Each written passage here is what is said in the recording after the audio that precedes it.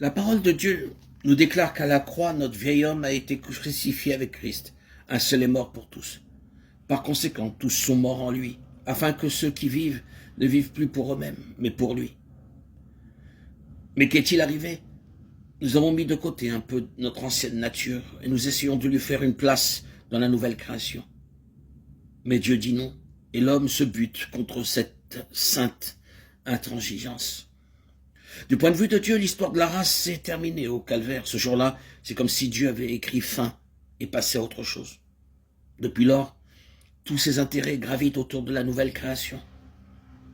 Mais il faut le comprendre. Cette mort, en passant sur nous, a frappé nos capacités autant que nos infirmités. Elle a embrassé ce qu'il y a de plus beau dans notre nature, humainement parlant, comme ce qu'il y a de pire. Elle n'a pas pu épargner le bon caractère des uns que la perversité des autres. Dieu a tout recommencé. C'est d'une vie divine que nous sommes appelés à vivre désormais, non plus d'une vie humaine. Notre humanité n'a rien à mettre en avant que Dieu puisse accepter. Qu'un élément humain quelconque, préférence ou antipathie ou simple fantaisie, à plus forte raison une ambition, un intérêt personnel, parviennent à s'insinuer dans une œuvre de l'esprit, immédiatement, tout l'organisme en sera affecté.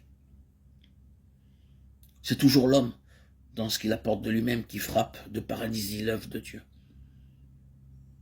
Les plans divins pour notre vie ne se réaliseront jamais tant que nous n'aurons pas compris que ce ne sont pas nos péchés seulement que Christ a cloués à la croix, mais notre personne. L'obstacle, la source de tous nos ennuis, c'est nous-mêmes. Mais alors, n'est-ce pas étrange que nous soyons si lents à accepter notre crucifixion avec Christ? Seul moyen pourtant d'assurer à sa vie une expression dans la nôtre. Pourquoi? Parce que l'homme veut bien d'une mort symbolique, mais cette mort-là, la vraie, il n'en veut pas. C'est là que nous touchons du doigt le scandale de la croix. Car dans ce sens-là, elle est un scandale pour le chrétien autant que pour l'homme du monde.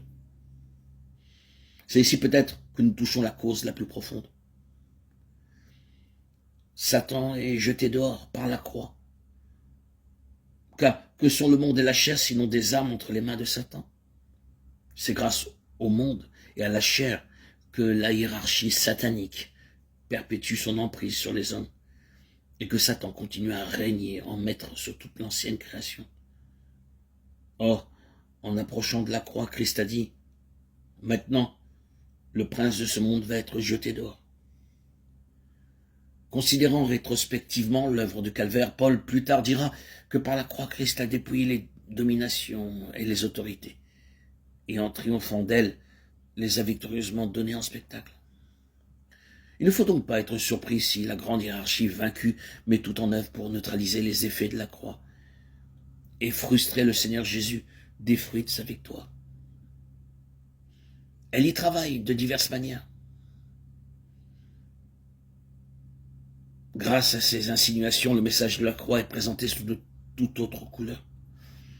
On laissera tonner contre le monde, mais on fera entrer par la porte de derrière ses méthodes, ses ressources, son esprit, qui absorberont comme des sangsues la vitalité spirituelle de l'Église.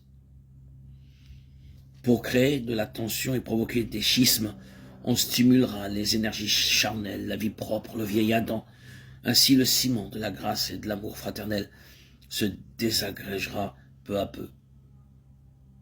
Pour obscurcir la nécessité de la régénération, on mettra l'homme au premier plan, en poussant à la philanthropie, au culte de la beauté. On encensera en temps et hors de temps l'héroïsme, le talent, la morale naturelle. Tout cela est l'œuvre de Satan. Il faut le dire, la réputation, le prestige, ce penchant inné de l'homme à voir grand, à vouloir augmenter sa clientèle et réussir selon le monde, sont choses contraires à l'esprit de Christ. C'est avec ces jouets-là aussi que l'ennemi distrait son monde et parvient à détourner de la croix, oui, même des serviteurs de l'Évangile. Une prédication fidèle de la croix comporte une victoire complète sur le monde, sur la chair et sur Satan, ainsi qu'une émancipation complète de toute espèce d'attache ou de servitude à leur égard. Il faut donc prévoir que cette prédication-là, les forces intelligentes du mal feront tout pour l'empêcher. Elles ne se tiendront pas pour battues sans avoir remué ciel et terre pour exciter contre la croix l'hostilité de tous et mettre sur son compte toutes les responsabilités possibles.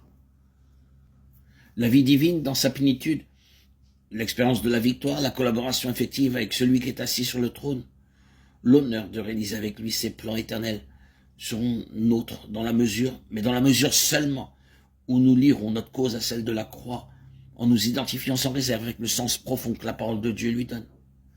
J'ai été crucifié avec Christ, désormais ce n'est plus moi, c'est Christ qui vit en moi. Galates 2:20.